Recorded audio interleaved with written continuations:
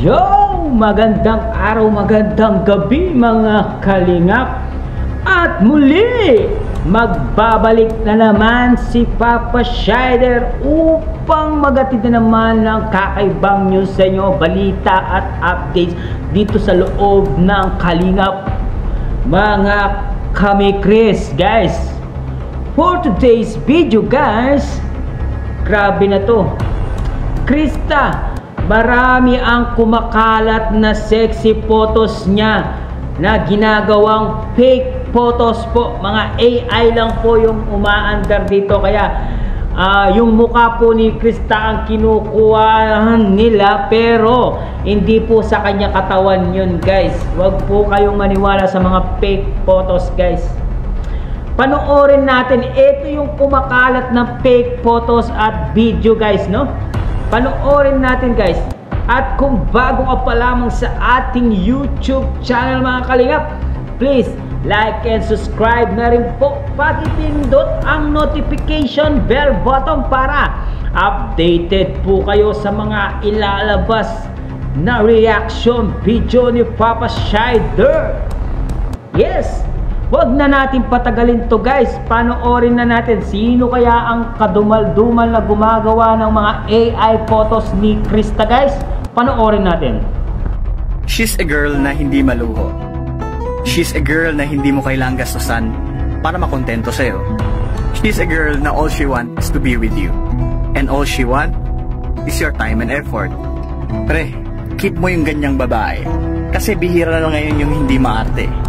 Mapagmahal sa pamilya, may pangarap at respeto sa sarili. Hanapin mo yung babaeng maayos, hindi basta babae lang. At yun nga, guys, nakita natin, guys, na hindi sure na siya yun, guys, kasi napakalabo ng mukhang AI lang po yung gamit nilang pang-edit doon. Hindi po sa kanya yung katawan, guys.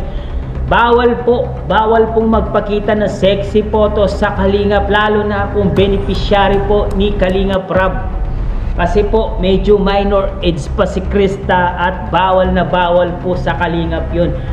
Okay lang po sana kung nasa 18 years old na po si Krista, pwede na pong magsuot ng mga bikini or tapis ng kulay puti, ganyan. Pwede na po kasi nasa tamang edad na po siya.